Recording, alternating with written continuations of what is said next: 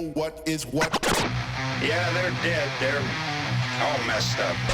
This is Cult of the Living Dead. You guys ready? Should we get started? Let's do it. All right, everybody. Welcome back to another episode of Cult of the Living Dead. I am your host, the Dale, followed my two co-hosts, Mr. Saya Yo, and Twan. what up? This week, we will be covering the 2009 horror movie Jennifer's Body. Just a quick reminder, first-time listeners, we are a movie podcast. We cover cult classics, B-movies, and horror. None of us are classically trained in movie critique, but we all really like movies, so all these opinions are subjective.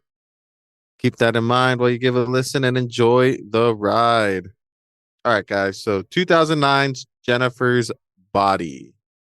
This movie was directed by Karen Kusama, who also directed some episodes of the show Yellow Jackets and the Showtime show Billions. These are both Showtime shows, both pretty critically acclaimed shows. It was written by Diablo Cody. She also wrote Juno, where she won the Oscar. Her most recent one was Lisa Frankenstein. I think that just came out in theaters like a couple months ago. And she wrote the entire series, The United States of Terror. I don't know if you guys heard of that show. It's another Showtime show about a nurse who's like addicted to painkillers. It's a pretty good show. The music is by Stephen Barton. I think it's cool. I think this guy's cool because he does the music for the video game Multiverses and Jedi Fallen Order and Jedi Survivor. And he also did the music for Picard, the Star Trek show. It's a good show. And Nice. Theodore Shapiro, who's also done some pretty cool stuff. He did Trolls Band Together. Surprisingly good kids movie. Severance, dope ass movie. Music for Tropic Thunder and The Devil Wears Prada. So like this movie from the director, writer, and the music standpoint is like pretty like studied. It has some people who've done some pretty like reputable things in their careers. Even though this movie kind of sucks, but I don't know. It's interesting. I could get into that how that happened. So it stars Megan Fox as Jennifer. Megan Fox is most famous for the Transformers series, well, at least the first three, and then she played April O'Neil in the Teenage Mutant Ninja Turtles reboot. Amanda Seyfried is Needy. She's been in a bunch of stuff. She was in The Dropout, Ted, Mean Girls, and Dear John are probably her more famous roles. We got Johnny Simons as Chip. He was in Scott Pilgrim and Perks of Being a Wallflower. Adam Brody as Nicola Wolf. He was in The OC, Shazam, and Ready or Not. And J.K. Simmons is in this movie as Mr. Crazy ass name. Robaliki? Leesky? Robaliki? I'm just going to call him the Roblewski? teacher. There's no way I'm going to try and Mr. pronounce this all W? day. Yeah, Mr. Mr. W. W. Oh, that's teacher talk, Mr. W. He was such a random like person in this movie. Dude, the entire time I real. was watching this movie, I was like, what the fuck? I don't remember J.K. Simmons being in this movie. Or when I didn't write it down because it was like later in the movie, but Chris Pratt's in this movie, plays like a cop or a cop cadet. I was like, I don't remember Chris Pratt being in this movie either. It's interesting, like I guess we'll get into like our first impressions, but like I already said, like I had seen this movie beforehand, and I don't like this movie. I think this movie kind of sucks. But this movie has like some pretty like talented people in it. Like J.K. Simmons is a beast. I mean, he's been in all kinds of shit. J. Jonah Jameson. What was that drumming movie? That movie was Whiplash. Cool. That was a good one. Whiplash. What else? He does the State Farm commercials. Yeah. Like he's an awesome actor. Like he's really good. Like everything he's in, he's like badass. Amanda Seyfried is a pretty good actress too. I like most of the stuff I've seen her in. She's good at acting. Megan Fox is not good at acting. The Diablo Cody, I mean, she got an Oscar winning writer, Karen Kusama. She's directed some critically acclaimed TV series, and then the music is by some pretty reputable people in the business. I don't know where this movie went wrong. I think the worst part of it, other than the acting, is definitely the writing. But Yeah. what about you guys? What is your guys' like experience with this movie? I think Saya, you have seen it before, right? Yeah, I'd seen it once before. So This this is was your my second time. Third. third watch of the movie. I looked up the director Karen Kusama, and this wasn't her first movie, but it was still like on the newer list of movies. And so I did the same thing. Like I looked up all the people because I was like, damn, there's a lot of talent behind this whole movie, and like, why is it the way that it is? And I think it's a little bit like newer, right? Like Karen Kusama's like stuff that became a little bit more like critically known, like Yellow Jackets and Halt and Catch Fire and Billions. Like all of those came out later on in I think her within the last career. like 6 or 7 years, I'm pretty sure. Yeah, so I think in this one, like she was still trying to find her like footing, and then additionally, I don't think that this movie is made for us. I think this movie is like a female feminine story. I think that there was like a lot of like subtexts that I saw the second watch about the characters that I think it's way more. It is still a horror movie, but I think it's more of like a feminism type of like movie talking about like, shit that girls have to deal with that we've never really had to deal with before, or in like some way or another, you know what I mean? So I think that's why it didn't really hit the way I thought it was potentially going to hit, like watching it again. Cause I feel like most of the movies that I've seen while doing this, even though I had seen them before, like I enjoyed them like a little bit more the next time through. But this one just didn't hit as much as I thought it was. Yeah, I mean, I could see that aspect of it, that it's probably not written for men. But the one thing that did trip me out about this movie is this movie has a lot of slang in its writing. And this movie So came much. out while we were graduating high school, and I didn't understand like any of it. Like, I mean, there was a couple words that they use. I'm like, oh, okay, like I've used that word before. Like it's like slang within like my vernacular. Yeah. There's a bunch of it. I'm like, nobody talks like this. And this movie Right. was written about high school kids, and we had just graduated from high school. So like it was like, I don't know. That kind of threw me off. I mean, it threw me off then, and then even now I'm like nobody talked like that in 2009. Yeah, it's Yeah, like like from- Steve Buscemi. Like he was the writer, that character where Oh, he's like, yeah. "Hello, fellow youngsters." Just like yeah, like the writer was trying to be so hip. front butt. I've never heard anyone say front butt before. Dude, there's a There's lot so of much. things. I have so many written down. It's ridiculous. Pop them off when we're going through the movie Yeah. when they relate, because Front butt. I started like writing them down, and I was just like, I'm gonna stick to the narrative of this story, because I'm gonna look back at this in my notes and be like, what the fuck does that mean? Yeah. But well, I guess Twan, this was your first time watching it, right? My first time, yeah. I have never had any Have you heard of the any movie? want to watch this movie. Yeah, I've heard of this movie. I mean, it was Megan Fox being Megan Fox. This was like peak Megan Fox and her Megan Fox. It's funny that you say that it's like a feminist movie. I felt the complete opposite. I felt like it was just made for young boys to go and watch and gaga over Megan Fox and the scenes that she was in. That's, I mean, aside from her like figure and her looks, like she brought really nothing else to this movie. But yeah, I mean, I saw the trailer, didn't have any interest in it at the time. Never thought I would ever watch this movie. I never wanted to. Even, with Megan Fox in it, like it just looked like a bad movie. Well, the wheel spins and the will demands. Yeah, exactly. We are servants to the will of the wheel. I had initially thought that it was like a vampire movie from the trailers. Kind of gave off like a little bit of Species. I don't know if you guys are familiar with Ooh. that movie. Yeah. For those that don't know what that movie is, it's basically an alien race of good-looking females that Like Femme Fatales. yeah, exactly. And that's what I thought it was going to be, and which it kind of is, but we'll get into it more about what it actually is. But yeah, this isn't a movie that I would have willingly watched on my own. Um, First time watch. Not really a big Megan Fox fan when it comes to like her acting. She's pretty dry and like just one note.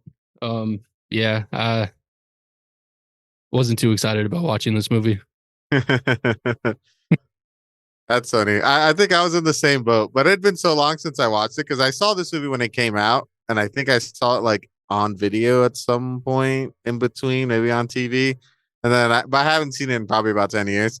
So watching it, there's like parts of it that I remembered, but like I didn't remember them in the correct order. So rewatching it, I was just like, oh okay, I remember. Because in my head I was like, did I like this movie? I don't remember if I liked this movie or not. It's But like, usually did an I? indication that you didn't like the movie. I guess that's true, but I know when I hated a movie, right? I know like when I've seen a movie and I'm like, that movie was not good. Well, I But think there's a little bit of a difference between hate and a not good movie. I guess that's true. It's Like just it's like my brain forgettable, just you know? deleted it. Yeah, it's like, all Yeah. right, gotta make room for something else. Hmm. All right. Well, I'll try to keep it as objective as possible as we're working through the movie, but let's start working through. So I didn't remember that this movie kicks off with it's like a like kind of like in the mouth of madness. It tells the story It's funny. backwards. So it begins at the end. Yeah. So it begins with Amanda Seyfried's character Needy in like a mental institution. And she's talking about how she gets a bunch of letters and people, she has like fans and people praying for her and all this stuff about like what had happened in Devil's Kettle. I like how like the band that will later meet like constantly says the name wrong the entire movie. I thought that was pretty funny. Hmm. About something happened. You see her, she's all fucked up, like she's got a bunch of scars on her.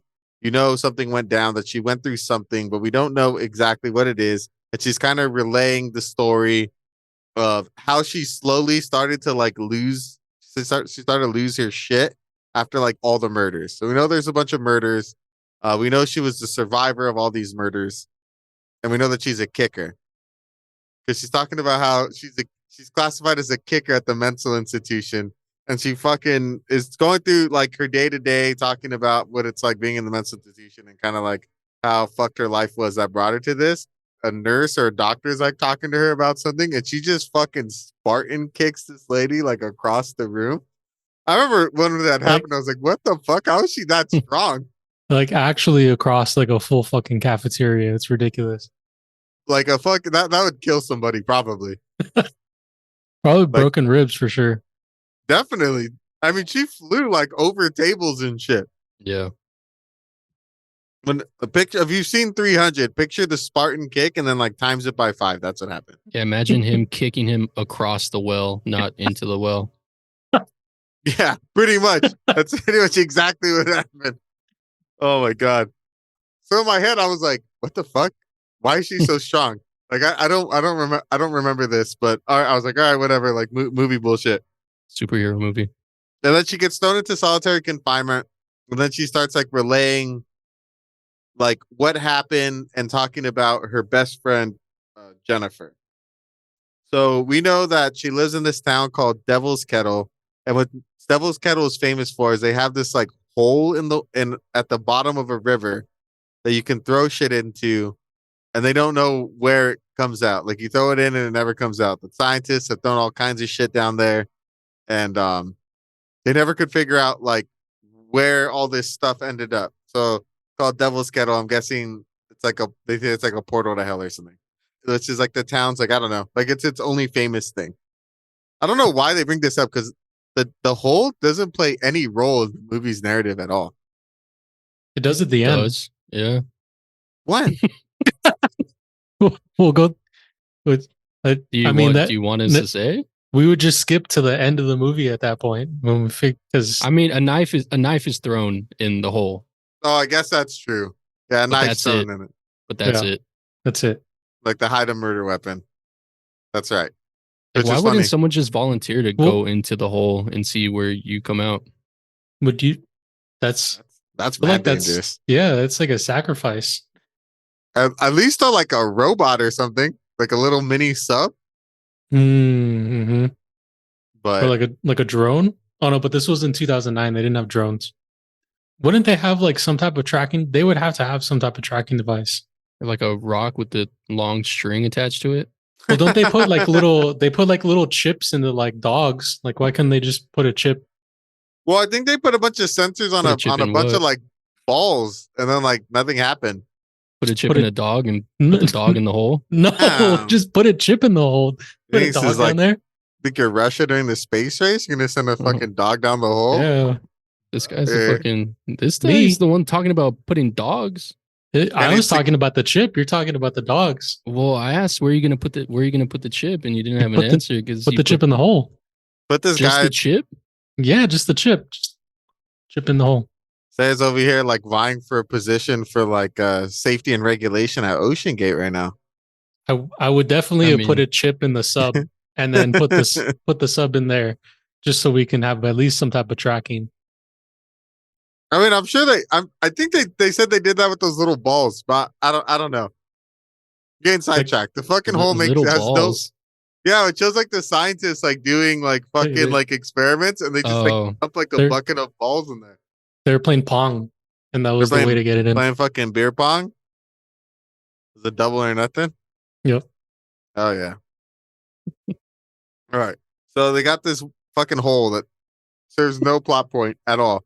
Because yeah, it's a good talking point though. it hides a knife, but like I will get into it. We'll get into it. All right, let's get ahead of myself. All right, so then we're introduced to It's a Jennifer. town with a hole. All right, so Jennifer, head cheerleader. She's like the most popular girl in school, and her best friend is Needy, who's like a nerd and not a head cheerleader. And she talks about how they've been best friends for like forever, and how nobody gets their relationship. And then I wrote down because she says that sandbox love never dies. I don't know what that means. You guys know what that means? Having a best friend since the sandbox has never died. Yeah, I mean, that was what I got from it. I guess that's true, but I don't know about you guys. I don't talk to anybody I went to elementary school with anymore. I don't remember who I played in the sandbox with. I think if we were from a small town, My school And we couldn't were still afford there? sandboxes. probably. And we just It's all had blacktop. sand on grass. So the main plot of the movie is Needy and Jennifer break down their whole friendship, and Jennifer wants to go to a concert to see this band that is called. Fuck, did you guys write down the name of the No band? shoulder or Low Low shoulder. shoulder. And she says that the bandmates are fuck, I forgot. She says like they're crunchy or something. salty. Salty. There you go. So like that's one of those things. Like yeah, salty is a slang word. Salty doesn't mean that though. Salty's a negative. Yeah, Negative. envy, jealousy. When she says they're Okay. super Salty sea salty, dogs. and she follows the band on their MySpace, which I thought was pretty funny because that was a blast in the past. Because that was like a way you could like get into like see like music like was through MySpace, which is pretty funny. I was like, okay, that's '09 appropriate. Oh, there's just your extra salty boys. So she sees it through MySpace. She tells Needy, come on, come out. Let's fucking go. Let's go party. I need you to be my wingman. She's like, I want to fuck the lead singer. Like, let's do this. And she's like, all right, fine. I'll go with you. She's like, make sure you dress cute, but not too cute. So this comes up a lot in the movie that Needy and Jennifer have this weird relationship where like, they're like friends, but only as long as like Needy doesn't upstage Jennifer. That's kind of like their relationship. So Jennifer always has to be the center of attention. So they go to the thing, and I just wrote this line. See, this is what I said. Like I started writing shit down, and I'm like, I don't remember what it means. Where she tells Chris Pratt's character that he's lime green jello. No, she's telling the boyfriend. She tells a boyfriend that he's lime green jello. Yeah, and they also call each other Monostat and Vagisil. or That's pretty. Mondstadt. Yeah, That's pretty funny. it's like what the fuck? Yeah, lime green Jello. You're Jello. You're lime green Jello. Does that mean like you're plain? Like you're You're basic? jealous. You're jealous, right? You're all jelly, Yeah, Oh, you're you're jelly. jelly. But jelly, but Jell-O. Oh, jello. But why the green? Lime Maybe green. green with envy. oh, damn. Oh, That's brother. deep. It's a That's deep cut. deep. I don't think we were that deep back then. We had slang like what? That was dope. Whoop. Sick. The whip. Nub. All right. So they go to the bar. The band's playing at this like local bar. It's like the only bar in town. This is where Chris Pratt's character is like comes into play. This is where we see that like Jennifer's like the hot chick. Like Or Macklin. one of the football players tries hitting on her and like fails epically. And then Chris Pratt comes in and he hits on her and like they kind of flirt with each other, but she kind of turns him down because she's into she's there for the band member guy, not for Chris Pratt. She kind of lets him know he's like a big fish in a very small pond.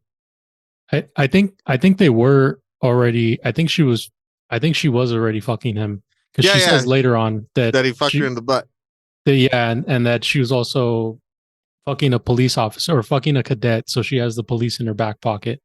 Yeah, she says that, and then when Yeah. she's talking about how she's not a virgin, she says thanks to him, she's not even a backdoor virgin. Mhm. So she starts gushing over these band members, and they're a bunch of like stuck up douchebags. But we kind of find out like as she walks away to go get them a drink, Needy overhears them talking about they're like, oh yeah, like we could use her, like she's a virgin, like yeah, she's totally useful. And like one of the band members is like, are you sure she's a virgin?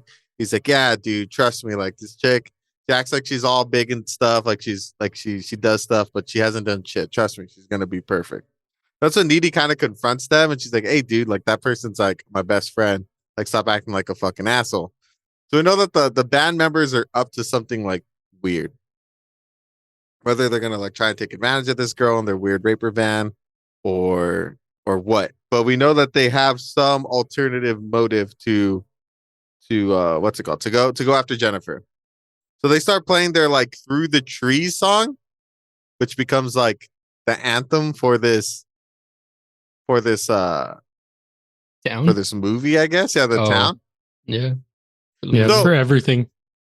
They're playing. Jennifer's all infatuated with the band, and then like Needy's like super perceptive. She has like fucking psychic abilities. I forgot. Did this happen beforehand with her and Jennifer? How they're like twins, right? They like finish each other's sentences and they like sense each other. It's like really weird. It doesn't explain why this is happening because like I mean I've heard that shit happens with twins, but that doesn't happen with non-twins from my understanding. But like Needy is like super hyper perceptive, and she sees like was it like an outlet flashes, like it sparks, right? Like what's it called? I forget what the technical term is. And it basically causes a fire. She's like following the fire as it goes up the rafters, and it basically like engulfs the entire bar. So everyone there is like fucking freaking out. But was it Needy figures out like, oh, there's a way out of here by going through the restroom, right? Yeah. Restroom So window. they managed to escape by going to the restroom. They kick out the restroom window, and they escape the fire. But the fire like fucking kills a bunch of people. Like you see some people get like stomped out, like trampled and shit. It's like a stampede. Like the whole place goes up in flames like immediately. Everybody just immediately fucking dies.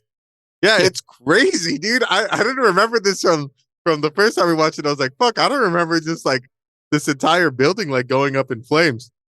And then they get out, and then like lo and behold, the window leads right to where like the van's parked of the like douchebag rock star guys. Like they get out and they're like, "Oh my god, we were so worried for you guys. We were looking for you. Like, where'd you go?" And and Needy's like already hates these dudes. Like, fuck these guys. And he's like, "No, no, come with us. You'll be safe in our van." And Jennifer's like all shell shocked. It looks like from like almost dying. And she's like, "Yeah, yeah, I'll go in her van." And then like this is what I wrote down, like Needy's like a bad friend because she just like lets her go into the van.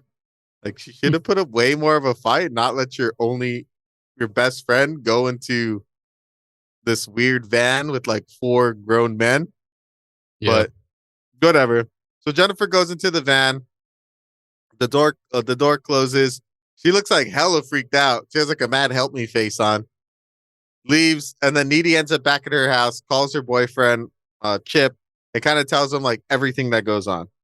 So up until this point, did you guys think that the bar going up into flames was just happenstance for like plot reasons, or there's something like nefarious going on? I don't know. I didn't think anything nefarious was going on. I thought it was just the random occurrence that happened. I, you know, being the first time that I watched this movie, the whole time I was thinking it was a vampire movie. So I thought that the lead singer I was like, yep, that's the vampire. He's it. This whole band is just a band full of vampires. And it seemed like he was putting Jennifer under a trance, like the way she was like following him. But I guess, it would make sense that she was like just in shock. But yeah, I don't think that the bar going up in flames was supposed to happen. You think it just got lucky? Yeah, I mean, Because like we'll get into it, but like the bar going up into flames. Go ahead, Matt. I think it was all like part of the plan. I think that the band chose this shitty ass spot and they had already looked up like a sacrifice thing. What you'll talk about in the next portion, but they had already looked up like all of this stuff. I think it was all like part of the plan to create a fire and pull in like one random chick and then take her out. Like I think it was all planned. And I'll talk about it why a little bit later too, because I think it's all like kind of connected. And it kind of sums up at the very, very end, like when credit scene end. But yeah. there's so much risk involved though, like burning down a building to take one person. Like what if that one person gets trampled on or Bro, I burned? have so many questions about this. Can I start asking them? Yeah, go ahead. Number one, she shows up to Needy's house. She's like, "Yo, I got a Sebring. Let's go to this bar." Oh, I And forgot about then the and Sebring. then Yeah, and then she gets kidnapped. sweet Where's fucking the Sebring. Sebring at? Did the Sebring just get left there at the bar? Like, did Needy bring back the Sebring? Number two, why didn't Needy call 911? She had a cell phone. She called her boyfriend when she got home to tell him the story. Why couldn't she just call 911 when she was there? Number three, where are the detectives? Like, wouldn't like the police be showing up? Like, yo, like there was a fire. Can you answer some questions? What is going on? Like, there's so much. Like, it just in this specific section, like there was so many different questions that I had. Who's investigating all of this? I feel Well, like I at the think same with like the what fire, I don't know if there's a detective. Isn't it just like the fire marshal? yeah, it shows them after like pulling out like a bunch of charred shit from there. But I would also think like this would have wouldn't I don't know, in like a normal fire, don't aren't police typically involved as well? Like isn't that like Only a if whole there's thing? like a murder, but like because like the fire marshal does like the detective thing. So if they're able to determine that like the fire started because we saw the spark come from the outlet, and of Yeah. like oh it was like a faulty wiring or like this outlet wasn't grounded or whatever, and that caused the fire. That would just end the investigation right there. It's like oh it was an electrical issue that caused this fire that unfortunately led to all these people dying. It wasn't Hmm. like they fucking like I don't know, like cut the wiring or did something crazy to start the fire. It seemed Yeah. pretty like kind of happenstancy, but at the same time, as we'll find out, like the band gets fame and recognition nationally because they're tied to this like horrible event. So it's like weird because we'll get into it later, but like they become famous, but their fame is also infamous because it's tied to this tragedy that happened. So it's like would they had one without the other, or did one need to happen? I don't know. We'll get into it because it kind of connects and then it kind of doesn't. Yeah. It's like It's the like chicken and the it's egg. like loose connection, but it's kind of it I could see what they were trying to do. Also they have a 9/11 shot. Just Yeah. Do they random really? like yeah, Yeah. that's what Megan pulls from the bar. She gets a 9/11 9/11 tribute shooter. yeah, and it's like two shooters, and then Oh, it's that's for the right. two towers. That's Just right. another random piece. They were red, white, and blue. That's Yeah. right. That's right. And then you have to drink them fast or they just turn brown, right? Hmm. That's right. All right. So before the night's end, Needy is at her house. She's talking to Chip about what happened and how like crazy and fucked up it is. And he's like, he's like being a good boyfriend. He's like, well, yeah, right. Everything's cool. Like, what's going on? And then she like hears like somebody got into her house. Someone rings her doorbell. And I thought it was so dumb. Like you look at her door and there's like so many windows on it. And instead of like pulling back a curtain and just like peeking out the window to see who the fuck's outside, this bitch just like opens the door fully. It's like, what the fuck? Like, okay, sure, whatever. I'm glad that horror movies have kind of stepped away from people just doing nonsensical shit. And like now they like do what a normal person would do in that situation, as opposed to just be like, oh man, someone's ringing my doorbell at 2 a.m. Let me just fucking open my door fully and unlock it instead of just peeking out one of the 4 windows that are surrounding this door. So she opens the door. She doesn't see anything. She's like, that's weird. And then she realizes that like her back door's open, right? Or no, She hears a noise. basement. The basement's open. The like basement door. So she's like she closed it. And then she hears a door. And then she sees Jennifer standing in her kitchen looking all kinds of like demonic and fucked up. Like she's like covered in blood. She's like pale and shit. She looks fucked. Like she went through some crazy shit. Like something definitely happened to this girl.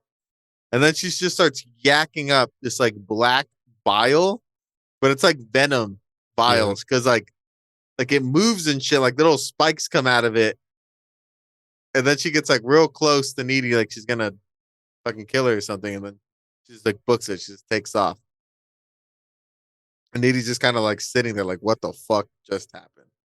So Twan, since you thought it was a vampire movie, when this happened, did you still think it was a vampire movie? Yeah.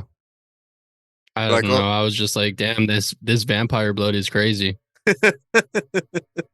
Vampire powers. Yeah. This is an interesting vampire movie.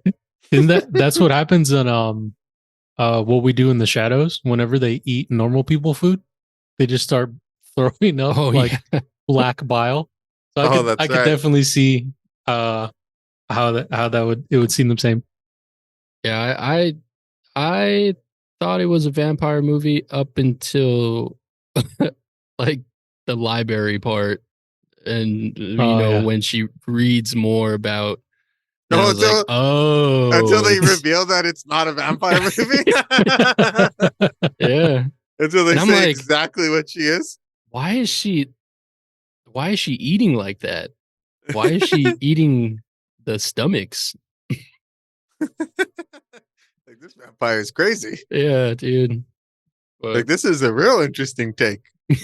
Yeah, even when in the next scene when it's daytime, I'm like, damn, she's a daywalker.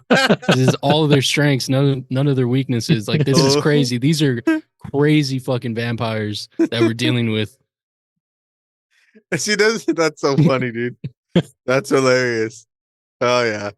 Mm-hmm. That's right. I forgot. Like her first victim, she didn't like right after school. It's like 3:00. It's like peak sun time. Yeah. Oh shit. All right. So then it's the next day at school. Needy's like all freaked out. She looks like she's been up all night. Jennifer comes in and she's like all normal. She's like glowing and shit, but she's like not empathetic at all to the fact that like some of their classmates died. Like the football guy died because one of his friends and teammates is like crying and shit. The foreign exchange student, the like Indian kid, died. A bunch of people died, and it was like a tragedy. J.K. Simmons is like going over this. He only has one arm. I thought that was going to play a role in the film. It doesn't at all. They just gave him one arm for no reason. They just give him a hook hand. He says a hook hand. Yeah, on my second walkthrough, I think I determined that he was a war vet. Yeah, I figured that part out during like the whatever happened after 9/11. I think there's like a couple of references about like 9/11? the Iraq war, like 9/11, just like that whole war. I think there's like random shit that happens like in that scene when Needy's all zoned out. Her classmates talk about PTSD and how her dad was part of Operation Enduring Freedom. And then J.K. Simmons walks out and he's like, I think he's like a war vet, and he like it's it's just like a random piece to add into this This movie. movie. It's Yeah, like I a mean, little I guess political commentary on the Iraq War. Yeah, yeah, because and the like girl's what it like, my does to dad like has small PTSD. towns. He didn't talk for 30 days. Yeah, I was like, I remember I heard that. I was like, oh, that's fucked up. yeah. I think it's just like what the war did to like people in small towns. I think that's the only thing I could really think of because after Oh, that, and he there's has not. he has burn marks on his neck too. Yeah, he has burn marks and he has like one hand. There's no real mention of it after that. It's literally just 3 mentions and then that's it. That's all we get. So we Yeah. learned, I guess. So I wrote down the roundup. So 8 students died. Some of the parents, Ahmed, and the Spanish teacher died. Um, Yeah. And So then I okay, thought that J.K. Simmons was going to be like the Van Helsing of this movie. I thought oh he was a yeah, vampire hunter, and fucking that's why bust he the had a hook blade out hand. of his hand. He had a hook hand, and he was all fucked up. He had scars. Like, yeah, this He's guy, hell yeah. undercover. It's J.K. Simmons. We know what's gonna happen. That's like hilarious. I like there's room for a sequel here, like a remake, a reimagining of the story, and Twan's creating Twan's it right writing now. it right Yeah, now. he's writing. Van He's Helsing is writing. just posted up at some random high school as a science teacher. He's all like, Wisbowski is my adoptive name. But my mother's name, her maiden name was Lisa Van Helsing. Or maybe he's here at the Devil's Kettle because the Devil's Kettle is like the main hub for all the vampires. Devil's Yeah, Kettle it's spelled like a backwards is Transylvania. oh Damn, it's an anagram for Transylvania. Oh fuck. Oh man. There is that's so hilarious. I'm going through this movie, making all these inferences to get into a vampire movie. I Holy mean, shit. it's not so far fetched. It's No, I not, mean, nah. when you're saying it, it's just like, oh, okay. Like, yeah, I could see that. I could see that. Like, none of these things happen. Oh, that's funny. And I like how, like, they're talking about, like, the band is already, like, famous. Like, immediately, like, the day after, like, the Asian girl's, like, nerding out. And she's like, I heard they had to, like, fight their way out with, like, a machete or something. No, they were talking about Uh, Needy and Jennifer. Oh, that yeah, they that fought them. conversation happens a little later. Yeah, Is that when they said they fought their way out with the machete? yeah, yeah. Yeah, it's like a rumor that spread after the event. And they say that 2 guys had a ghetto blaster. What a way to say a gun. Holy shit. A ghetto I always thought blaster. a ghetto blaster was I thought a that was stereo.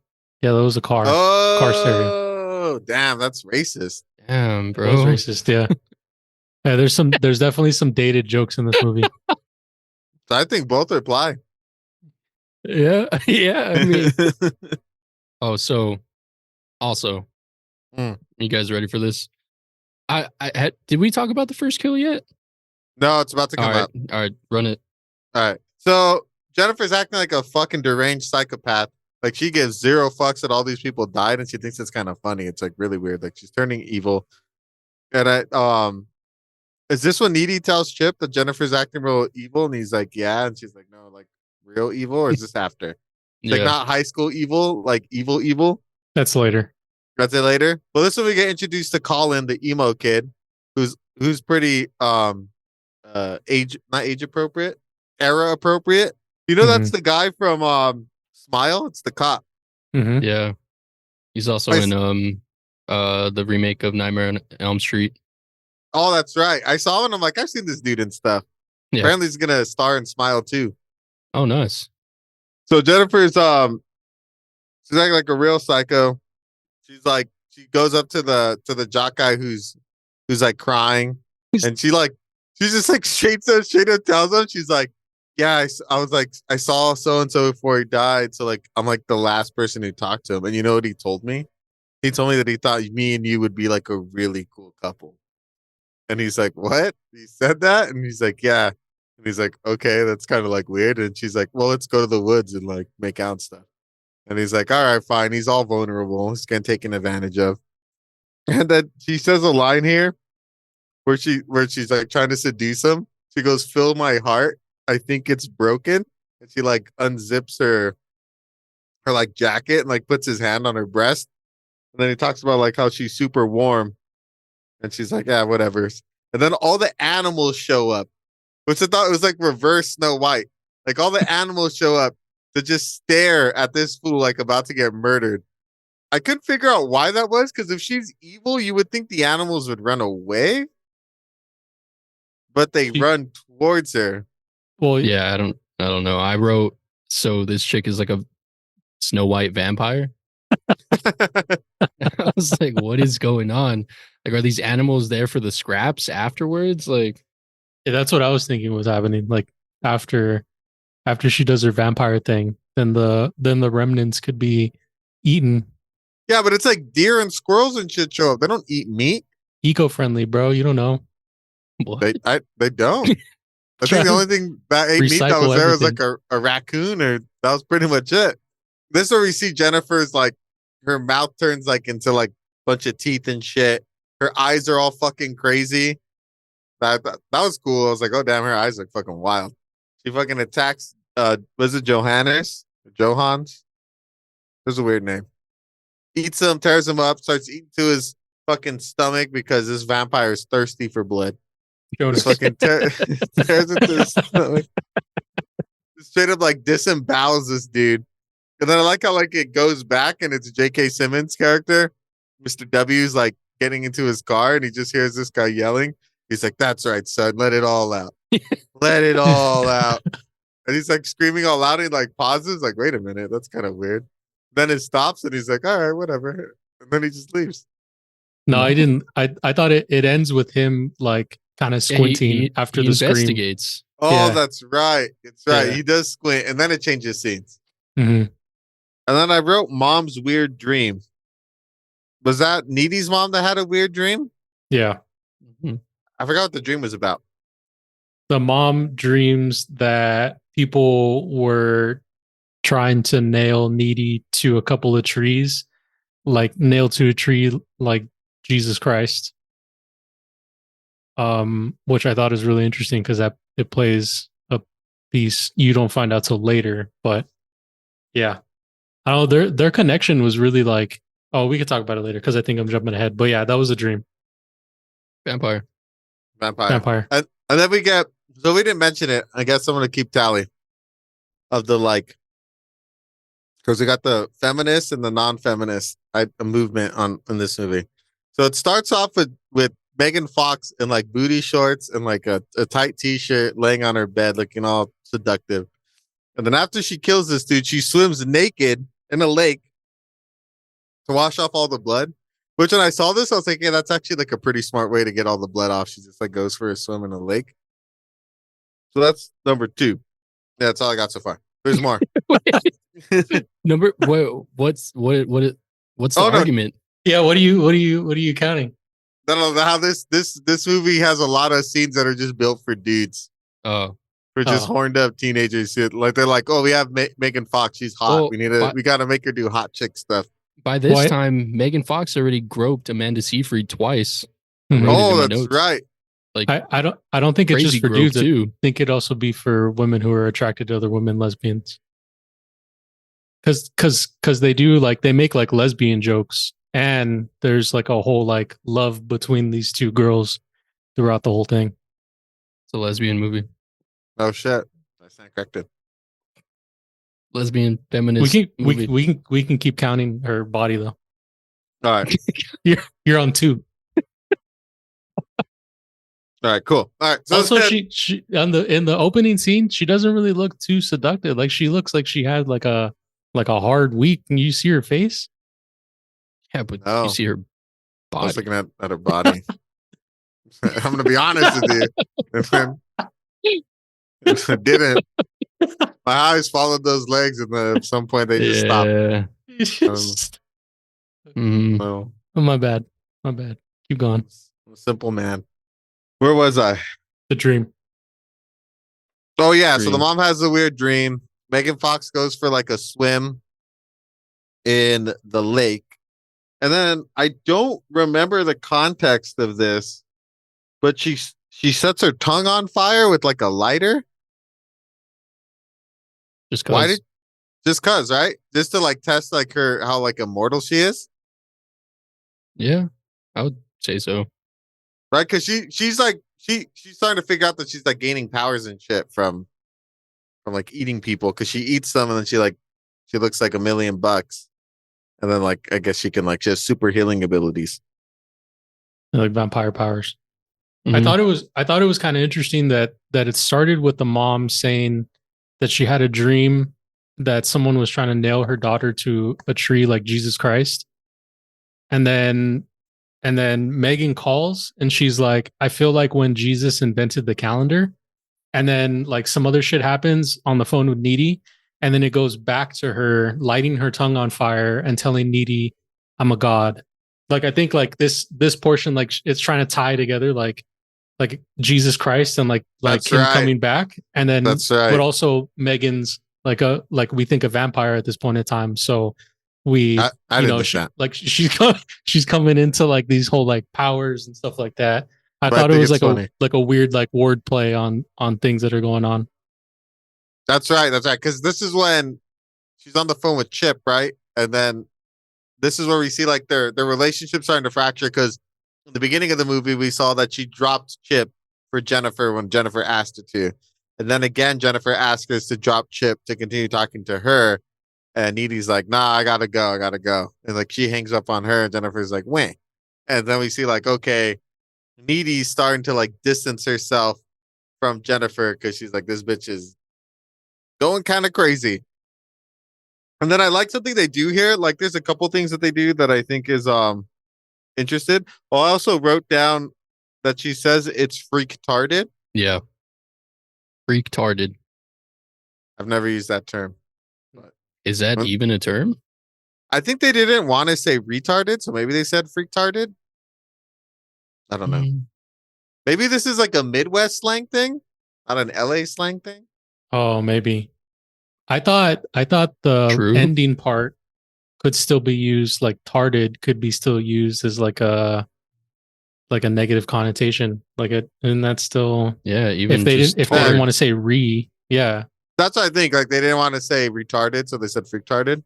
still messed it up. But even then, like my understanding of the way slang moves in the United States is that it usually originates on the East Coast and then moves to the West Coast, or it originates in the West Coast and then it moves to the East Coast.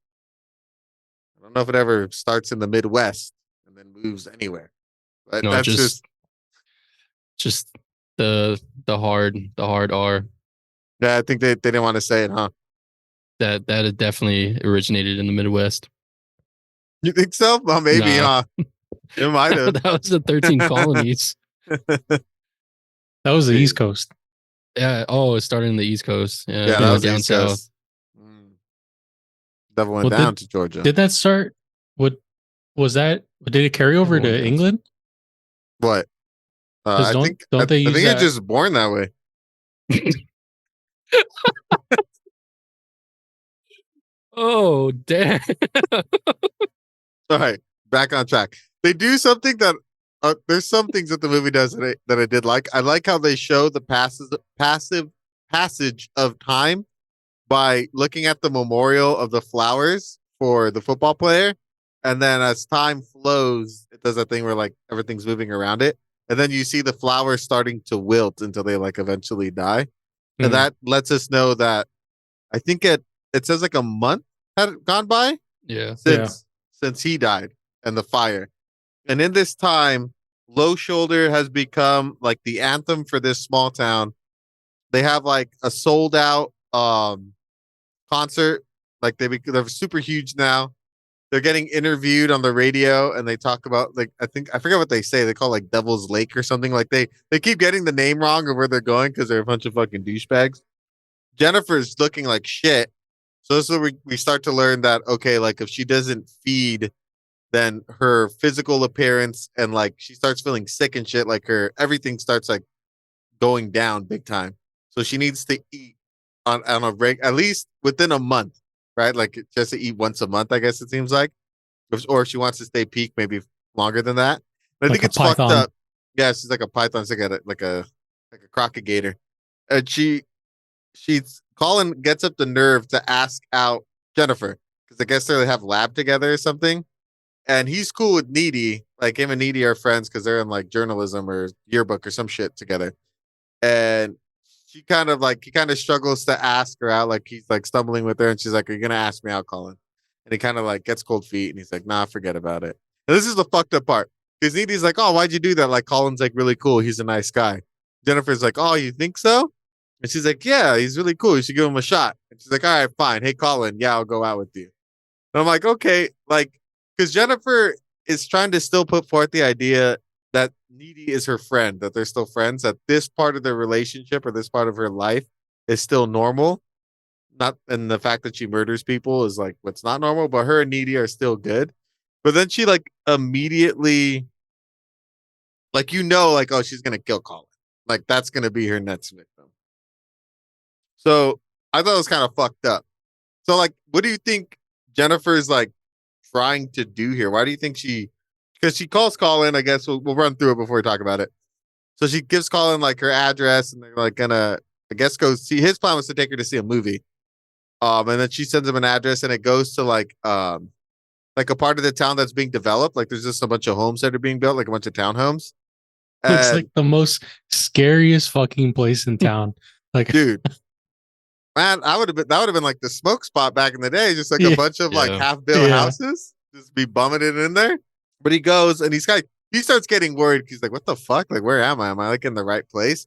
And he stops at one house. It's an empty house, and he looks. And you can see lights coming from it and shit. She has like candles lit, and he jumps in through like the back window, goes upstairs, and he sees Jennifer there, and like she immediately puts the moves on him. Starts being all like seductive and stuff.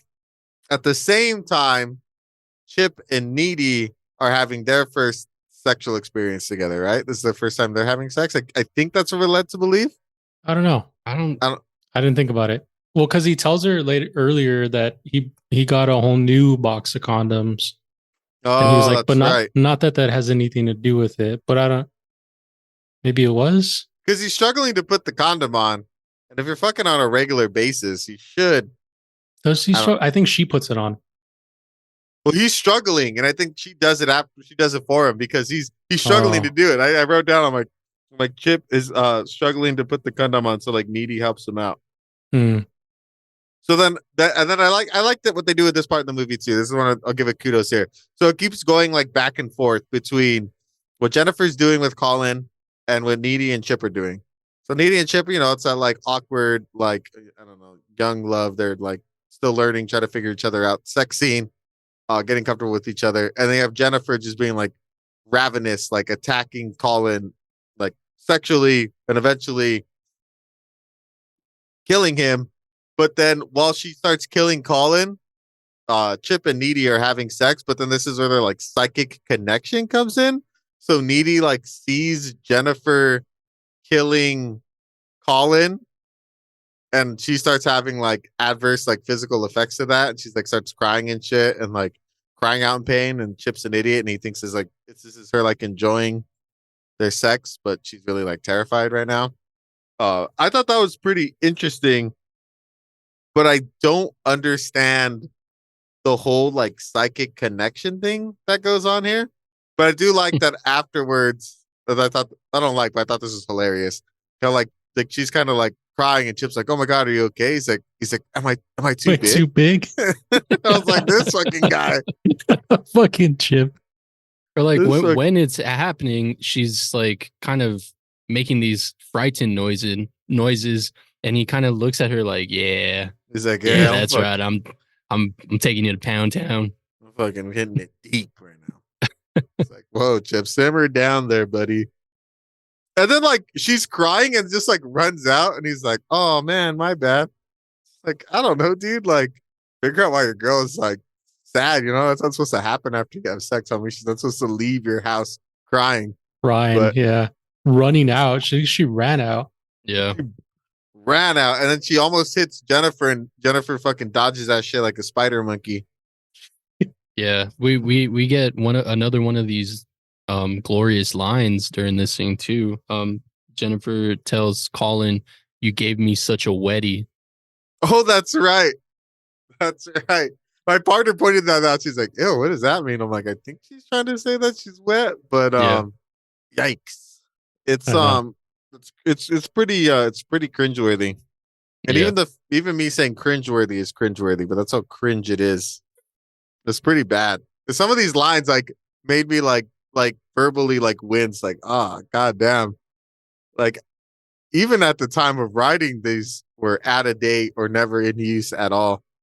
It's like they asked somebody to write in slangs and that person was just fucking with them. It's like we'll put some real ones in here, but a lot of these are gonna be made up. Well, maybe that's why the director went on to do TV. He's no longer doing movies. She And approved then all of this. is this where we have is this the peak Needy and Jennifer for the boys scene or the Yeah. ladies? Oh, Oh. yeah. Yeah. It's the kiss. It's the kiss, homie. It's a little more than a kiss. So then Jennifer sneaks More groping. into Needy's room and Needy's like, what the fuck? Like, what are you doing here? And she's like, well, let's have like a slumber party. Like, we always have slumber parties or whatever. And Needy's like freaking out. And then Jennifer just like seduces her and they start like making out.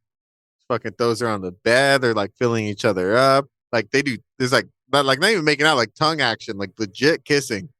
This is like a good like 3 minute Yeah, makeout scene. It's like a 3-minute makeout scene. Yeah.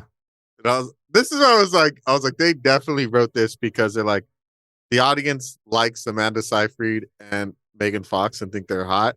So Yeah. we're gonna have a 3-minute them making out because that's what the audience wants to see. So that's what we're gonna do. I mean, I ain't mad at it. I ain't mad at it. It definitely raised my score like half a point. But yeah, they start making out, and then Needy kind of comes to her senses. She's like, "What the fuck? Like get the fuck out." Blah blah blah. And then this is when Jennifer says, "Like, I would never hurt you, Needy." Oh no, it's just when she cuts her tongue, huh? No, she cuts her wrist. Yeah. Cuts her wrist. This is when she comes clean and basically tells her, like, "Look, like I'm immortal," and she stabs herself with like a pen and like rips down. And then that's when Needy's like freaking the fuck out, and she's like, "You gotta get the fuck out of here." And then isn't this where she makes a comment about saying how her boyfriend is looking like extra scrumptious or something? Mm-hmm. Yeah, and then that's when Needy's like, dude, you stay the fuck away from him. You stay the fuck away from me. You get the fuck out of here. Well, this is where she also explains what happened to her that night. That's right. That's right. Is this when did you still think they were vampires at this point, or does this seem like kill the vampire theory? Well, yeah, it was this scene. Wait, did we skip over the library scene?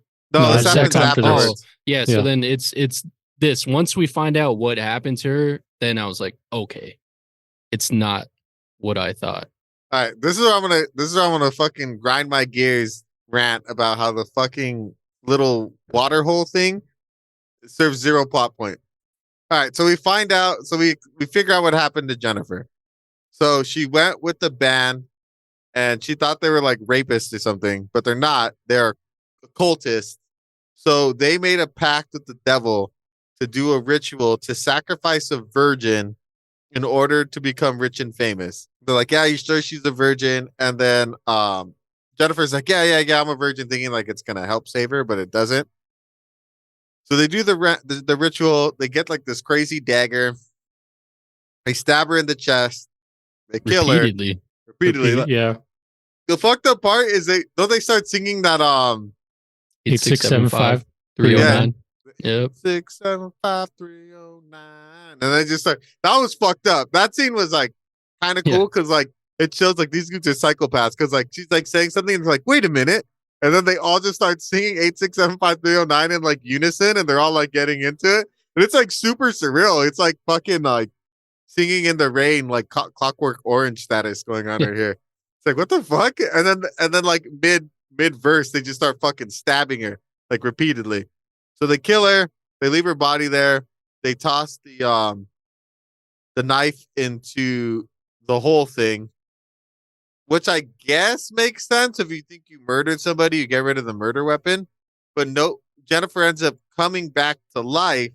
Do we know that she came back to life because she's not a virgin, or do we find that out during Needy's research? That's during the Needy research. Well, she wakes up. Jennifer doesn't know why she didn't die, but she comes back to life So we find out that Ahmed, poor Ahmed, the foreign exchange student, he survived the fire. And Poor guy. Jennifer sees him and she's like, Ahmed, she's like, you made it out? He's like, yeah. And she's like, are you okay? She's like, yeah. He's like, does your foster family or your host family know that you're here? He's like, no. She's like, does anybody know you're alive? He's like, nope. She's like, come with me. I'll help you out. And then she kills Ahmed. And they never find his body, which is crazy because, well, she just kills him and like she's not good at disposing bodies. She just leaves them out to rot. So you think somebody would come across it. Well, maybe that's why all those animals were there because they did it last time. But Mm, the squirrels and the deer is a cleanup crew. yeah, the cleanup. Mhm. Omnivores. Eco-friendly. And plus, they already Biodegradable. thought he died in the fire, so it's not like they were going to be looking for him. True, but you True. think someone would come across the body because I bet you she just took him like off the road a little bit and just killed them. Maybe. She wasn't Maybe no one subtle lived with the football player. She literally killed them behind the teacher's parking lot. I Like, thought it was she's- behind the On football the field. football field. Yeah, Yeah. it's like, but she didn't go far. Yeah. You could see the school in the background. Maybe she thought the animals were going to work faster. They needed to work Mm. overtime. So then Needy freaks out. We figure out what happens to Jennifer. It's fucking wild. That's how why the band's crazy. So this is what I'm saying. Like, so their fame becomes tied to what happened in Devil's Kettle, but they're also like, do you think they would have? Well, I guess they would have become famous regardless of whether or not that shit burned down or not. But it seems like their fame and that shit are like intertwined. So it leads me to believe like were there dark forces at play? Did the devil know that this like he set it in motion? I don't know. I think there's one more missing piece from this theory that you have, Dale, and I think it plays at the very end of the movie, and then we could re-talk about this. I want to revisit that because I do think you're on the right track. Okay, this is Damn. me You're on the right track, Dale. Keep it going. putting a pin in it. Put a pin in it. Put a pin in But it. can we talk about Pin it. the M. Night Shyamalan twist that this movie had? And she Mm. wasn't a vampire That she the was whole time? All right. So then we find out she's not a vampire. This is the M. Night Shyamalan twist. Damn. So Crazy. fucking Needy's like, because she's a fucking nerd. She goes to the library, starts doing a bunch of research, and like her library has like an occult section, I guess. Gets a Which- bunch of occult books, and That like would be sick. Wait, that would have been sick if our library at school had an occult section. I'm gonna be that'd be- honest with you. I never went to the high school library. Maybe a couple times when like a teacher made us go for like a period, but I never set foot in that place. Yeah, I have And no I idea had what kind of I had books are there. classes on like each side of it, and I never went inside. I remember, I don't yeah, know. we went on like a field trip to the library once. And we're Bunch of like, yeah, cuts. this is the library. Like, yeah. Welcome to This the is the library. One time I'm ever gonna be here. We were in high school during the economic recession of 2008, guys. So they didn't have a big field trip budget. We're gonna have a field trip within the school. All right. So even Chip says the same thing. He's like, "What the fuck? The school has an occult section." So Needy does a bunch of research, and she figures out if you do. She finds like the exact book with the exact information. If you do this ritual and the person being sacrificed isn't a virgin, then they come back to life, or a demon will inhabit its body, and then it'll become back to life as a succubus. So that's what we find out Jennifer is. That's why she uses sex in order to get her victims, and why she looks demon-like, because she's actually a succubus. So What a she twist. tells all the M. Night Shyamalan twist. The aliens don't like water. So she tells all this to Chip. Chip's reaction is like, bro, you need to talk to a counselor or something. Like, you're fucking losing it, dude. She sounds crazy as fuck. I like how she's crazy as fuck. And then Chip's like, well, like, what about winter formal? And she's like, what? I can't go to winter formal with you. Like, you need to stay in danger. And like, he's like, but this was a $12 corsage. I was like, that's relatable as fuck. Because you don't have money in high school, and $12 is a lot of money in 2008. But Needy dumps Chip to like protect him. Poor Chip. Chip was like the only like not dumbass character in this entire movie. he was mildly dumb, but yeah, he didn't deserve that. Also, teamwork in these situations is what helps you survive. Yeah, I don't know why she let him go. she needed to go like Buffy Vampire Slayer status and get like a crew of fellow high Yeah. schoolers that could hunt down this succubus. Mm. And I like how like they're like the only way to kill the succubus is just to stab it in the heart. Like that's a pretty easy way to kill it. Yeah. You got to get close to it. I guess that's true. Unless you shoot it with a harpoon gun. Does that count? I mean, if it's through the heart, it should. Yeah, I think anything through the heart. Damn, I guess you could just pull it like a Glock. Just get a Glock. Ghetto blaster. Get a ghetto blaster, dual wield it, sidearm This them. was in 2009. Was it easy to get a gun like it is now? She lives in the Midwest, so I'm pretty sure it's not that hard to get a gun. Like Pretty it is sure. now. What do you Is it mean? It's now? I don't really California, know. it's super. Well, it's I not think super hard to we're get the a gun. hardest state, right, to get a gun. Yeah, I think so. I think we have the most restrictions on like what guns you can and cannot get. Well, she just didn't want to get a gun. She just went the old fashioned way. Old school. She went Van Helsing style. Mm-hmm. So she's went Van Helsing style. She doesn't even come with a weapon. So she goes to so then everyone's getting ready for like the winter formal. I like how Chip's mom tells him, she's like, take care of yourself. He's like, Mom, we'll be all right. We're using the Bowflex. I was like, hell yeah, Chip, get after it, bro. I've always wanted a Bowflex. That was Yeah. another like 2009 reference because Bowflex was big Bowflex during that is time. huge. Bowflex Yeah. is like the workout equipment of that era.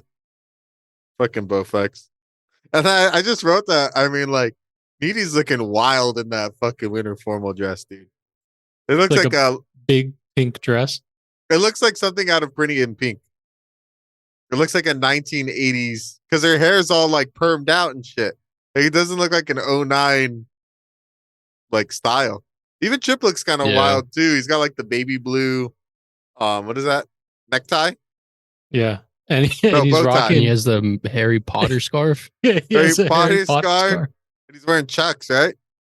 Dude swagged out. He is Yeah. swagged out. He looks kind of swag. Actually, I'm coming back on it. Also, why was he walking? Didn't I mean, he it's a take small car? town. Yeah, but his mom was just like, "Yo, you got to be careful. Here's some bear spray. Like, just fucking drop him off. Take the car." Yeah, that is maybe he didn't want to get dropped off on the cool, but I think he said it was like a 10-minute walk or something. Like, you just had to cut through a park. But yeah, no, yeah, there's a murder on the loose. Like, drop your kid off, but I don't Small know. town. Small Small town town vibes, shit. I guess. Yeah. Yeah, I guess. I don't know. I don't know if you guys saw this, if this was one of her powers or not, because Chip's walking, right? And like Jennifer pops out of like a shadow, it looks like. Like she literally comes out of nowhere. Does she like fucking teleport or something? Yeah, we first see it with the football player, her first kill, because she was walking up to him from the left side, and then she randomly pops up on his right side. Like that was impossible. Oh, that's right. So she can teleport. Damn. So I thought that was pretty cool. I'm like, damn, this bitch fucking teleports out of nowhere. So it comes up behind Chip. So then Jennifer calls up to Chip, and it's weird. They have like a heart to heart about like Needy and how she's acting kind of weird, and they're kicking it in like this like fucking wild looking abandoned pool that has like trees and shit growing in it.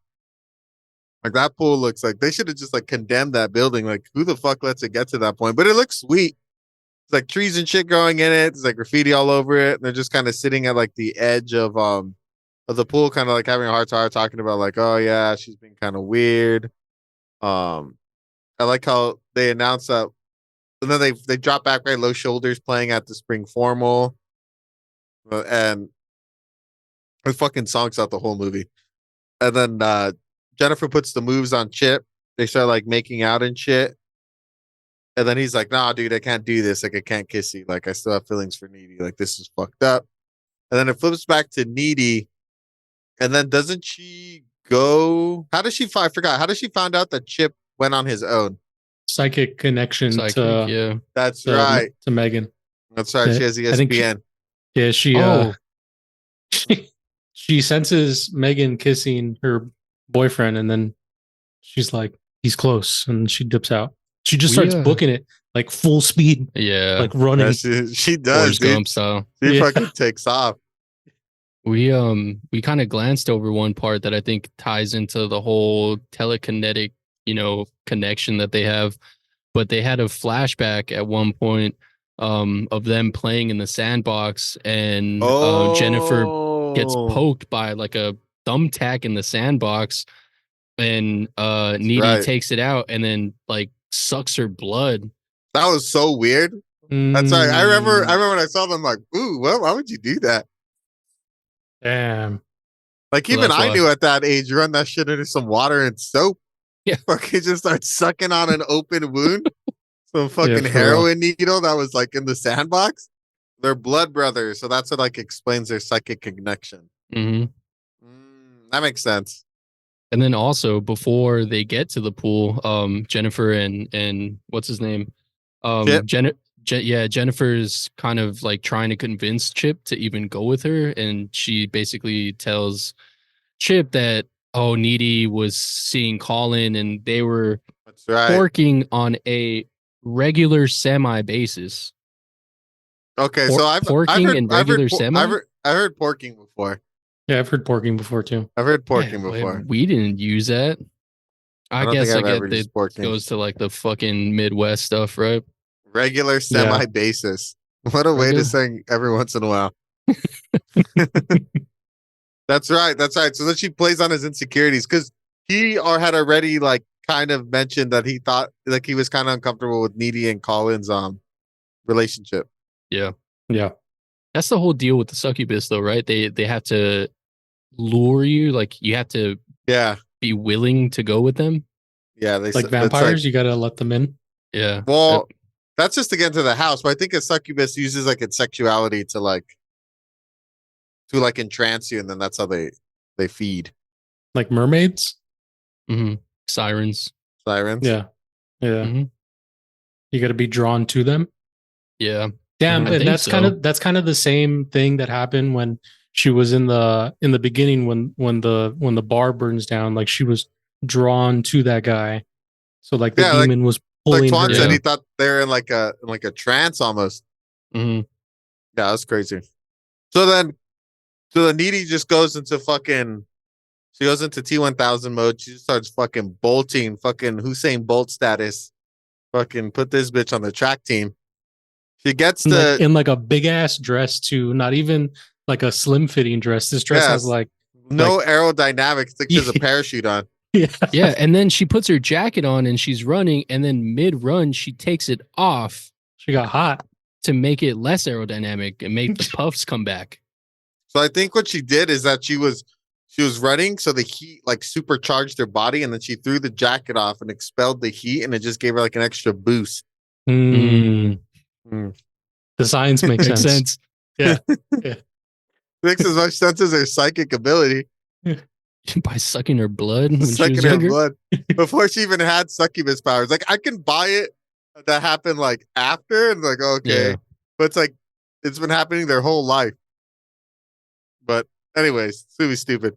So then she sees Chip and Jennifer like in the pool, and it kind of looks like they're making out. And she's like, get off of him. And then like she turns and looks at her, and she's got like the demon mouth. And she's been like, this is when she is the only time that she actually goes like vampire mode, because she's biting him in the neck instead of like ripping his torso open, which I thought was interesting. Yeah. So I like how Needy's down for the cause. Like she just fucking runs and just jumps and like fucking full dive action hero through that window. Yeah. Fucking elbows her from the fucking top rope and shit. She like goes after her. I was like, oh shit. Not see that shit coming. Fucks up. They start fighting. She kind of holds her own fighting in a pool, which is fucking hard as fuck to do to begin with. Kind of saves, because she like knocks him down, and then like Jennifer kind of disappears, and she manages to like pull Chip out of the pool. Chip gives her the bear spray. Oh, that's right. She fucking maces her. Yeah. That fucks her up. Yeah. And then she gets out of the pool, and then she starts hovering. She then finally like, oh shit, she could fly. She like, that was wild. She doesn't fly. She just hovers. She just Yeah, she hovers. just Not that hovers. impressive. Does she hover before or after fucking Chip spears her? Before. That's right. She hovers. She starts fucking up Needy, and like then they have like a stupid fight where they're like talking shit to each other. It's like, Yeah. you're a bad best friend. And then I don't know. It's like, your hair's stupid. And they start fighting, and then fucking Chip spears her. That was cool. Needy looks all fucked up. And Jennifer also said that Needy was a player hater. Oh yeah, she's a player hater. That's right. Oh, is it during this battle where she busts out the box opener and she says, "You know what this No. is used for?" No. That's the last. Yeah, Is that's that the the final last? battle. Yeah. Oh, that's This is- right. And that's right, because she stabbed, she gets speared, and then Jennifer takes off, right? Yeah. Mhm. Yeah, she like escapes, and then Chip dies. And Needy's all fucking sad, and then she goes like ninja Needy mode. What? But Yeah, I think this pool scene is like the real end of their friendship. Like for sure. Like that, what do you think? What do Yeah. you think? What gave it off? Was it the spear or?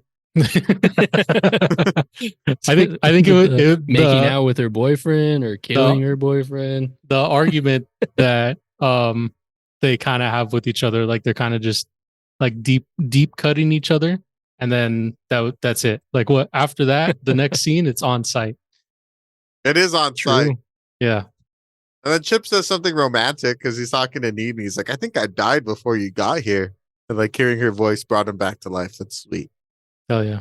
All I kept thinking about during this scene was like the brain eating parasites that come with water that's been still. For so Oh, long. I know, the fucking amoebas. Yeah. Yeah, legit. The fight scene was like, I don't know, like it had cool moments, but the dialogue was fucking stupid, dude. Holy shit! When they're just bickering at each other, I said out loud, I was like, Jesus fucking Christ! Like, why did you? Why did they write that? Like that was unnecessary. Like it felt like it's like I guess it felt like a dumb high school argument between two friends, but like it was dumb. I didn't like it, but whatever. We'll get into it in our reviews. So then we flip back to Jen. Well, Needy's getting all souped up. She puts on her like fucking her hoodie sweater and shit. Jennifer's like in the looking at the high school yearbook like it's a menu and shit. That was creepy. And then Needy fucking dives through her window, dude. Like out of nowhere, she's like fucking all sick. She literally tumbles into the window, pulls out a box cutter, and says, "You know what this is used for? Opening boxes." Cutting boxes. What does that mean? Well, isn't box another term for For a vagina? pussy? Yeah, I guess that's true. I She's guess gonna cut her up. it is. A box is like another term for a vagina. Oh, That's what I got from it. Like I cutting didn't. boxes, she's calling her a vagina. I thought she was calling her a box, like you're a fucking box. You box. I don't know. I mean, she doesn't stab her in the pussy, so it doesn't even matter. Well, She it's like cuts her us stomach. calling us dicks, right? Do girls Yeah, call each Guess other that- pussies? I don't It's think like- they do. Well, I mean, you just said like, I don't know. That's what I got from it, anyways. It didn't, as her one liner before she, killed her. That was bad. Especially after she did that sick ass like somersault dive through the window.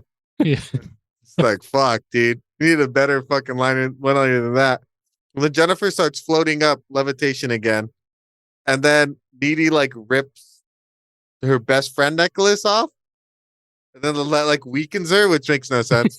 And then she stabs her. The And power then- of friendship is The gone. power of friendship compels you. And she just rips it off. Stabs her. Jennifer yells out, "My tit." And then she says, "No, your heart." Oh, Damn. got her. Stabs her in the heart, kills her.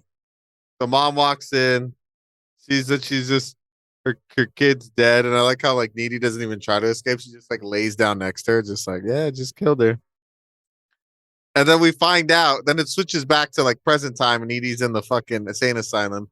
And she's like, you know what's crazy? When you suck the blood, when you fight a succubus and you survive, you get some of their powers. So then Needy becomes a daywalker Hmm. because she has all their powers, but none of their urges. And she like floats up. She's like fucking meditationing in the air and shit. Kicks the window out, leaves, and then we find out that she's hunting Low Shoulder. She hitchhikes to where they're playing, and then the credits show them like all dead, right?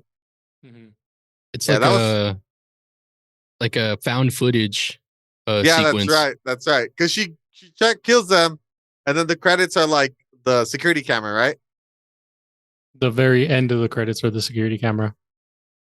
And Yeah, then of her like walking away. that was cool. That's basically how But the movie ends. you skipped where the hole makes Oh an yeah, yeah. appearance. It like it ends up by the insane asylum, right? Or she's like walking down the road, Hmm. and Right then near the then insane asylum. The knife is there, and the other balls and all the that shit balls has and just been shit. chilling Yeah, there the whole time. And then when she gets in the car to go kill Low Shoulder, there's a sign next to the car that she got picked up that says Low Shoulder. yeah. That's what she knows, right? Oh, was it the city called Low Shoulder? No, the No, sign. It's it like was instead of uneven pavement, it was low shoulder. you ever seen those Low Shoulder Oh, signs? I don't think we have those over here. I Oh, haven't. I've seen them driving up into the. Oh, that's probably why it's like in the wild, like in the mountains. They have like low shoulder signs. All right, so Matt, hit us. So we're at the end. So what was the key piece of evidence I was missing that links whether or not the devil made him do it? All right, here we go. Big brain mode. Oh, So activate. the the hole ends where Needy comes out of the prison, basically. So I think that the devil knew, and he basically set up this whole thing because he had to kill that band in the end. And so where they threw the knife, it was always going to end up where Needy was going to end at her prison or the beginning of her like new stage of being like a murderer.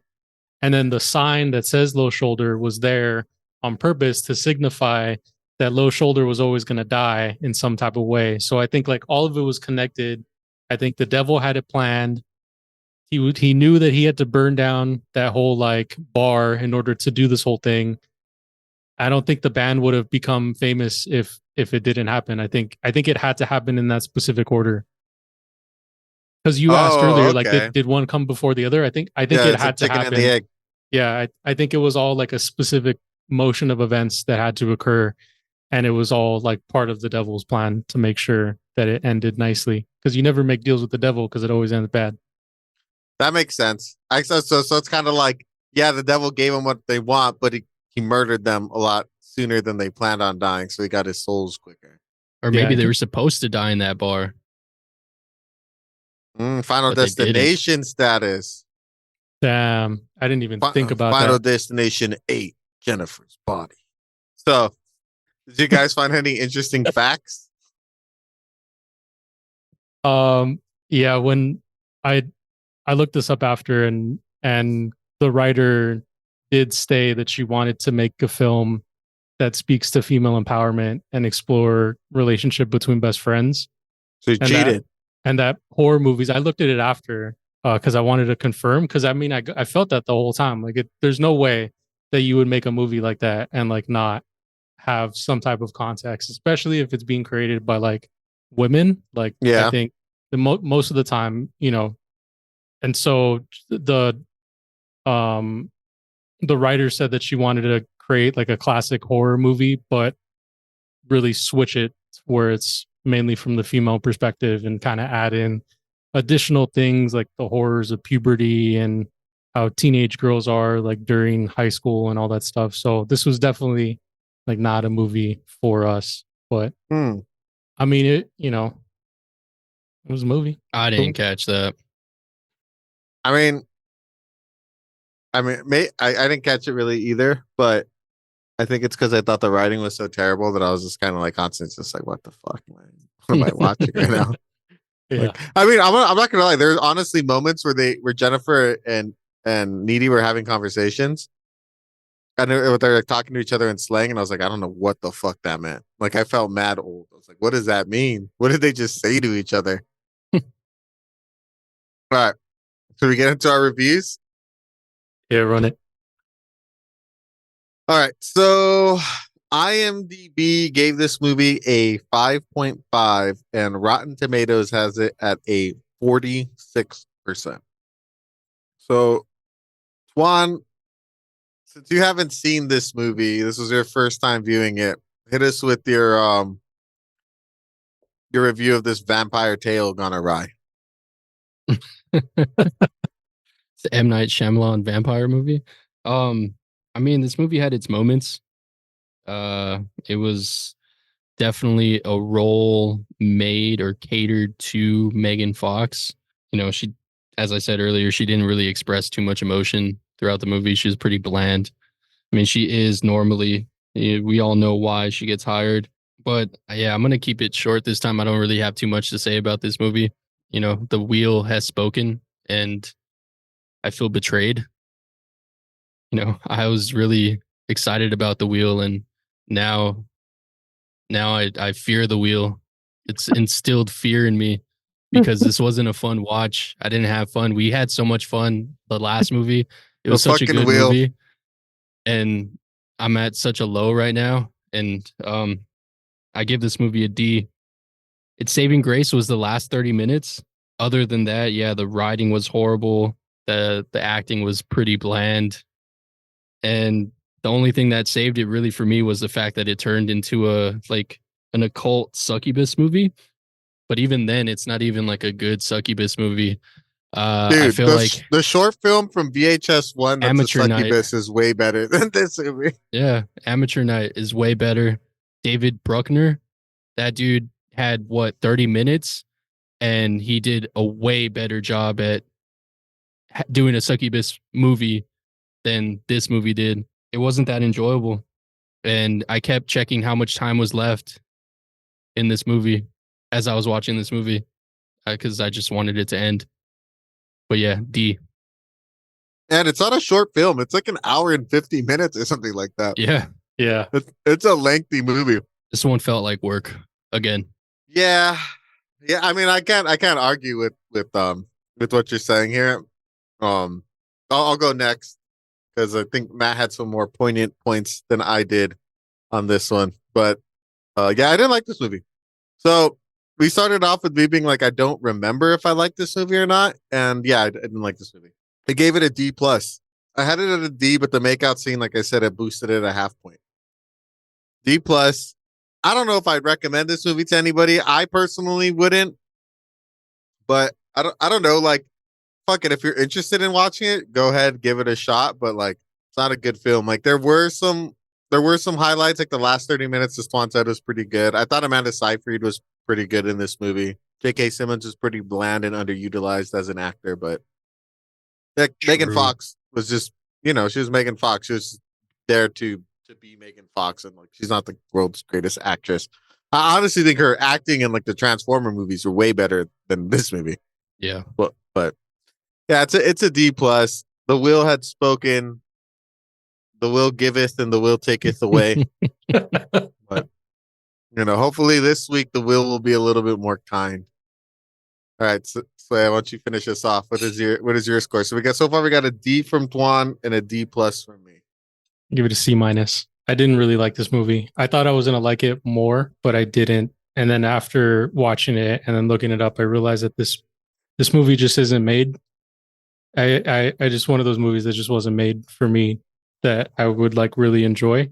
When I think of horror movies, I like more, I don't know, really, I guess more psychological horror movies, and this one is a little bit more like just upfront, kind of like a goofy 2000s kind of horror, and also like a almost like a chick flick in a way where it was made for women by women. It just wasn't. Yeah, it just didn't hit the way I thought it was gonna hit. So I was a little disappointed by that. And even watching it like twice, and I was like, "Damn, I'm gonna watch it again. Like maybe I'll find something that's gonna make me like it even more." Was it worse the second time? No, I would say it's the same. It's the same watch the second time all the way through. Because I know you said you noticed things that you didn't notice the first time. Did that improve the movie in any way, or just is this kind of like inconsequential? Yeah, just inconsequential in the scope of things, like the 9/11 or like the war and like the effect Never that it forget. has on like a small town. Like that was what I caught on the second time. Like that there was just a bunch of three 9/11 references and that was it. But yeah, it didn't really change anything. I think I don't I don't even know if I would really recommend this. Like maybe I would. Maybe just to say that you can see it if you really want to check out Megan Fox making out with another chick. Like hell yeah, go check this out because that's good. Look it up on Um, YouTube. or yeah, you could just probably just do that too. You could check it out on YouTube. At this point, there's so many like clips of it done. I think that this movie could have been done in another way and probably still had the same effect. Or maybe they were all really young and beginning in their career, and so the way it was done was just it wasn't because looking at like everybody that did it has really good stuff now. So, It yeah. maybe they were just like it was just at a different time. Maybe if this came out now, it would hit a little bit different. And maybe they didn't updated some of their jokes because their jokes are pretty dated. Should we get into it? Should we pray to the wheel? Wheel. All right, everyone, wheel. bow your heads. All right, holy wheel, the holiest of holy, the most high wheel. We pray to you, wheel. We pray that you give us that you look down upon us graciously as we look to you to make another determination on what we watch, and we just ask that you bless us. Amen. That was beautiful. All right. Yeah. All right. It's like something you hear and then you start eating dinner. All right. Should we get to this? Wheel. Oh man. All right. I was excited before. I'm nervous now. Wheel. Watership down. Watership down. All right. All right, pull us out, Dale. All right. So the wheel has spoken, everyone. We are doing Watership Down. So join us next week as we cover this infamous animated series. Thank you all for joining us this week. If you guys feel like donating and supporting the pod, we truly appreciate it. If you click the link below, you can give a little donation if you want, but if you can't, that's totally cool. Everything we make is free. We do it for you guys. We love making the pod, so thanks for joining us each week. If you haven't followed us on our socials, go ahead and do so. We are on TikTok, Instagram, Facebook, X/Twitter, YouTube, and Soon to be Threads. soon to be Threads. That's new to me. I just found out right now. Sweet. Well, as always, I have been your host, The Dale, followed by my co-host, Mr. Saya. Thank you. And Twan. Bye. Have a beautiful time. Catch you guys next week. Bye. Adios.